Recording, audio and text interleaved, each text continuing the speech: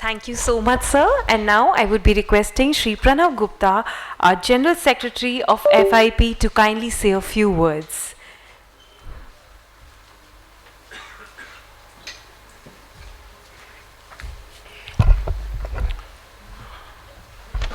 Namaskar everyone.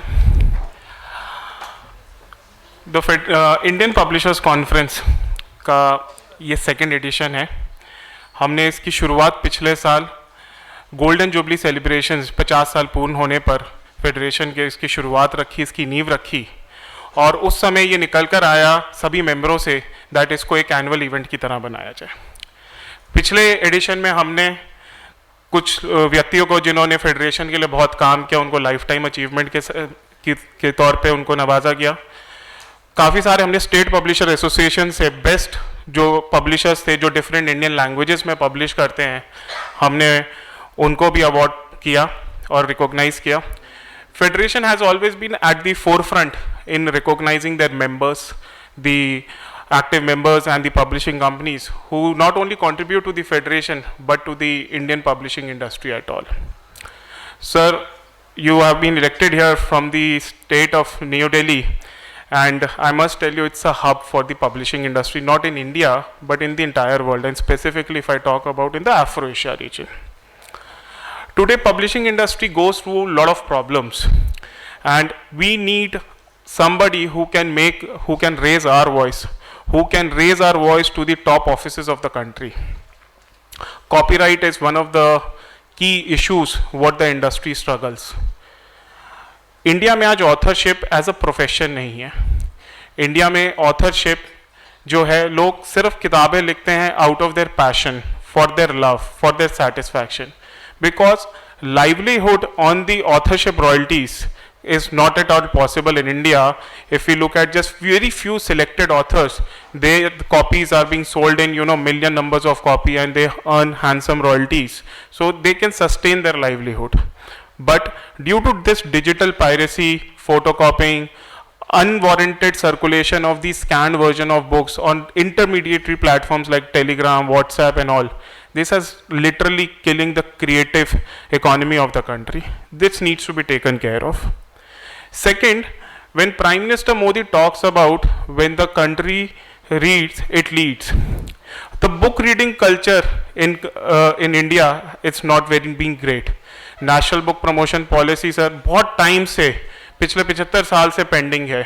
जबकि अगर हम बाहर के देशों में देखें, बुक प्रमोशन पॉलिसी वहाँ पे एक अहम मुद्दा है. वहाँ बच्चों को प्रिस्क्राइब टेक्स्ट बुक्स के अलावा साल में कम से कम 10 से 12 किताबें पढ़ने को कहा जाता है, so that they become a smart and global citizen. Their knowledge becomes complete holistic.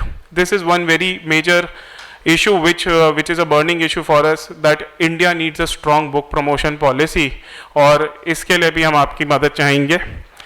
तीसरी चीज़ जो सबसे बड़ी चीज़ है सर, देश में काफ़ी लाइब्रेरीज हैं. If we just leave the institutes of national importance like IITs, IIMs, AIMS, इन सब की लाइब्रेरीज को छोड़ दें, या कुछ सेंट्रल यूनिवर्सिटीज़ या कुछ प्राइवेट या कुछ state, the public libraries across the country, they are in a very poor state of condition. अगर हम दिल्ली पब्लिक लाइब्रेरी की ही बात करें, it's in a very messy condition at the moment. मैं आपसे आग्रह करूंगा फेडरेशन की तरफ से, अगर आप अपने संसदीय क्षेत्र में इस 5 वर्ष के अंदर अगर 1 से 2 या 4 लाइब्रेरीज अगर आप बनवाएं, फेडरेशन आपको पूर्ण तरीके से सहयोग करेगा. आप उस लाइब्रेरीज को सर क्रिएट करिए, इंफ्रास्ट्रक्चर दीजिए, फेडरेशन आपके साथ है. और उस लाइब्रेरी के लिए जितनी भी किताबें रिक्वायरमेंट होगी at the first instant, good quality books for the students, for people of all ages, that I can vouch and promise on behalf of the federation of Indian publishers, that will be supplied free of cost by all the members of the FIP. That I can promise you sir. Sir, भारतीय प्रकाशक संघ जो है आज government of India के सारे initiatives के साथ जुड़ा हुआ है. चाहे आज हम डिजिटल इंडिया की बात करते हैं, हम चाहे make in India for made for the world की बात करते हैं, our exports are almost 2.5 times of what we import, making us self-reliant. Our authorship is accepted globally. Our books are very price competitive.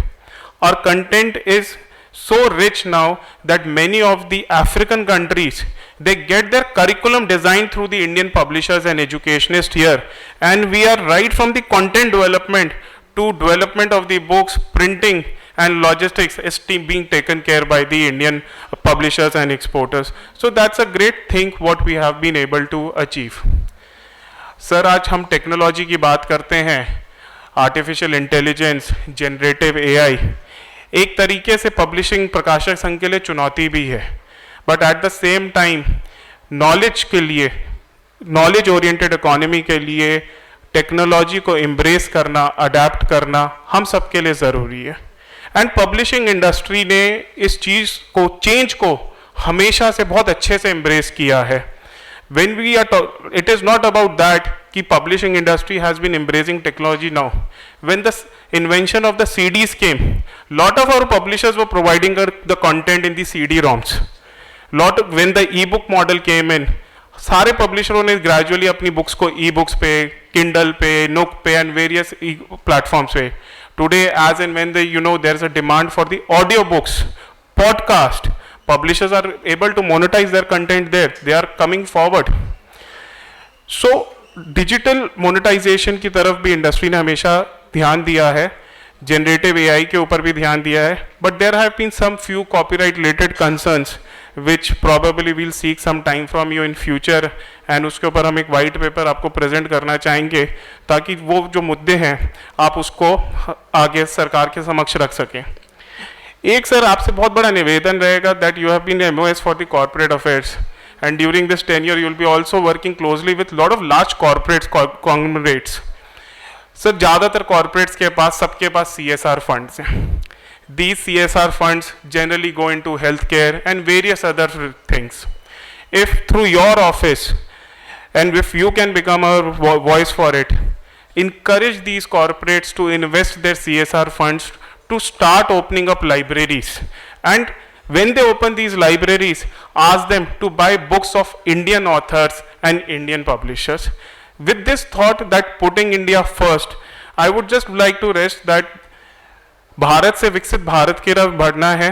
Modi ji का सपना जो है knowledge oriented economy, knowledge circular economy बनाने में हम लोग पूर्ण तरीके से सरकार के साथ हैं, और कभी भी आपको कोई भी आवश्यकता फेडरेशन की तरफ से लगे, सरकार के किसी भी प्रोग्राम में, चाहे वो पढ़ेगा भारत, बढ़ेगा भारत हो, डिजिटल इंडिया हो, एक्सेसिबल इंडिया कैंपेन हो, मैं आपको विश्वास दिला सकता हूँ फेडरेशन के बिहाफ पे इंडियन पब्लिशिंग इंडस्ट्री और फेडरेशन ऑफ इंडियन पब्लिशर पुनः आपके साथ कंधे से कंधा मिला के आपके साथ खड़ा पाया जाएगा। धन्यवाद।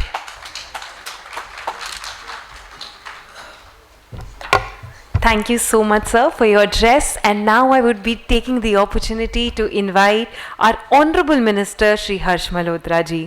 3 दशकों से के अधिक की जनसेवा की विरासत के साथ हर्ष मल्होत्रा जी 2024 के लोकसभा चुनाव में पूर्वी दिल्ली के लिए भाजपा के प्रमुख उम्मीदवार के रूप में उभरते हैं। एक उत्साही RSS स्वयं सेवक और दिल्ली भाजपा के महासचिव के रूप में वे विकसित भारत के लिए प्रधानमंत्री नरेंद्र मोदी के दृष्टिकोण का प्रतिरूप है। उनका करियर राष्ट्र और पूर्वी दिल्ली के प्रति एक प्रतिज्ञा है जो असाधारण विकास, समावेशिता और वैश्विक मंच पर भारत की उन्नति की और एक यात्रा का प्रतीक है।